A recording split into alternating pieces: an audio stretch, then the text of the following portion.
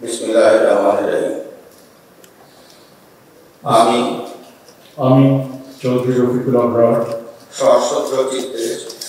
সশ্রদ্ধ চিত্তে শপথ করিতেছি যে আমি আইন অনুযায়ী অন্তর্বর্তীকালীন সরকারের উপদেষ্টা পদের কর্তব্য বিশ্বস্ততার সহিত পালন করিব। আমি বাংলাদেশের প্রতি অকৃত্রিম বিশ্বাস ও আনুগত্য পোষণ করিব। আমি সংবিধানের রক্ষণ সমর্থন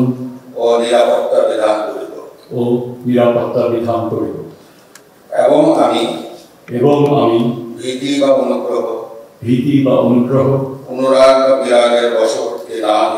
অনুরাগ বা বিরাগের বশবর্তী না হইয়া সকলের প্রতি আইন অনুযায়ী